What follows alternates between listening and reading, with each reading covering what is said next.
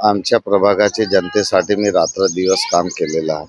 जेव्हाही कोणतीही अडचण आली किंवा समस्या आली, पाण्याची असो, बिजलीची असो, रस्त्याची असो, फुटपाथची असो, कचऱ्याची असो, मी सर्व जनतेकरिता 24 तास सेवा देत राहतो.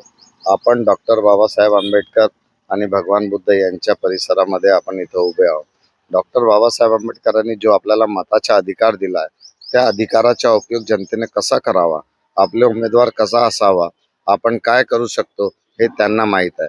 कारण की मी सेवा करण्याकरिता, मी लोकांचे कामं करण्याकरिता न मी सामाजिक, शैक्षणिक, आर्थिक आणि बेरोजगारांना रोजगार ह्या पद्धतीनं काम करण्याचा प्रयत्न करणार आहे ना काम करणार आहे.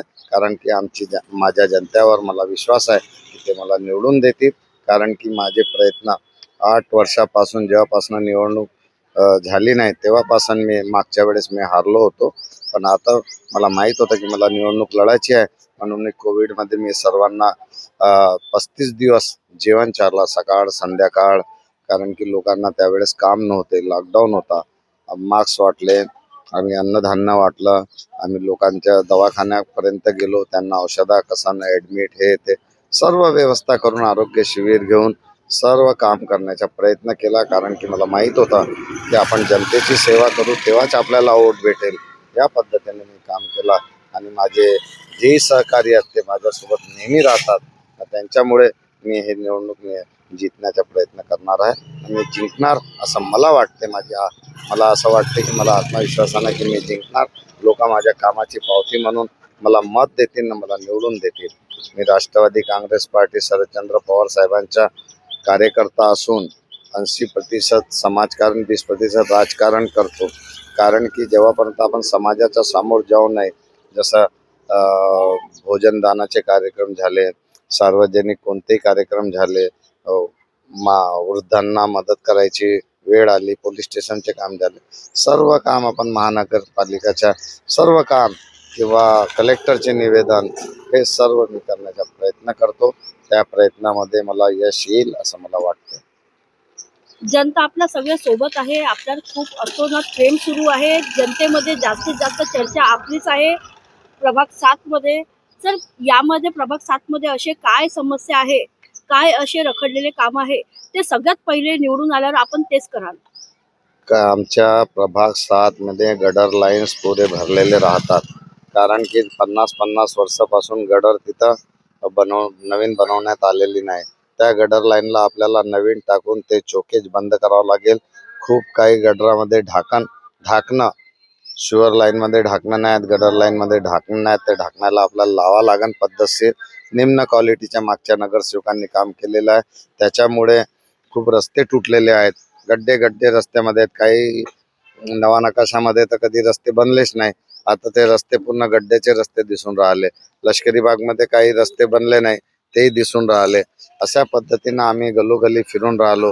कोणत्या गलीमध्ये किंवा स्लम एरियामध्ये झोपडपट्टीमध्ये गेल्यानंतर तिथली फ्लोरिंग फुटून गेली आहे, तिथले गडर्स फुटून गेले आहेत, तिथल्या लोकांना आरोग्य आणि स्वास्थ्याचा धोका आलेला आहे. पाण्यामध्ये ते गंद पाणी येते. ते सर्व आपल्याला मूलभूत सुविधा आहे, जे असतील ते आपल्याला करावं लागेल. लायब्ररीमध्ये विद्यार्थ्यांना आपल्याला कसं सोय देता येईल ते सर्व आपण करण्याचा प्रयत्न करू. ना आपण लहान मुलांपासून म्हाताऱ्यांपर्यंत महानगरपालिकेच्या माध्यमातून जे योजना येतील, जे महानगरपालिकेची शाळा आहे त्याला आपण इंग्लिश मिडियम करण्याचा प्रयत्न करू. कारण की महानगरपालिकेच्या शाळा 15 वर्षामध्ये त्यांनी बंद केलेल्या आहेत, जे की गोरगरिबांचे मुलं तिथं शिकून मोठे झाले. आता त्यांच्या शिक्षणाचा मार्ग हे BJP सरकार आणि हे सत्ताधाऱ्यांनी बंद केला आहे. त्याला आपल्याला सामोरा प्रयत्न करू. शाळाला आपण अतिउत्तम अशी शाळा बनवू की जे खाजगी विद्यालयामध्ये लाखो रुपये देऊन शिकवा लागते ना, शिक्षक त्याचा फायदा उचलतात, संस्था संचालक फायदा उचलतात. ते आपल्याला थांबवा लागेल. कुठंतरी समतोल करण्याची आवश्यकता आहे. शेवटच्या माणसापर्यंत आपली सुविधा गेली पद्धतीने आपल्याला काम करण्याची आवश्यकता आहे. सर, मागे विधानसभा चुनावामध्ये वोट चोरीचा खूप मोठा आरोप लागलेला होता. आपल्याला काय वाटते यावेळेस पण या नगरपालिकेमध्ये त्या निवडणुकीत पण वोट चोरीचा समस्या येतील की सरळपणे सुरू राहील? याच्यात काही शंका नाही की वोट चोरी होते.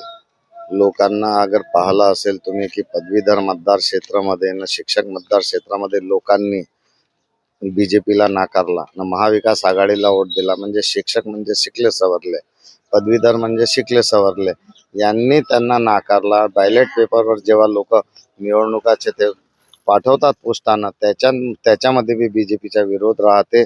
आपण तुम्ही लोकलमध्ये जा तरी बीजेपीचा विरोध राहते.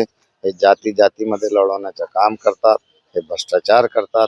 विकास फक्त रोडावर दिसते, पण अंदरमध्ये जे गल्ली कुचड्यामध्ये आहे, जिथं खरोखर सुविधा पाहिजे, जिथं माणसं राहतात, जिथं जीवन जगतात, तिथली सुविधा यांनी तिथले बंद केलेली आहे. घराचे टॅक्स वाढवून दिले आहे, नलाचे बिलं वाढवून दिलेले आहेत, सर्व महागाई वाढवून दिली आहे. मागच्या वेळेस पेट्रोल 60 रुपये होता, आता 110 रुपये आहे. तुम्ही पाहान तर घर टॅक्स 400 रुपये होता, त्याच्या 2000 न 3000 येते. अशा पद्धतीने यांनी शोषण केलेलं आहे.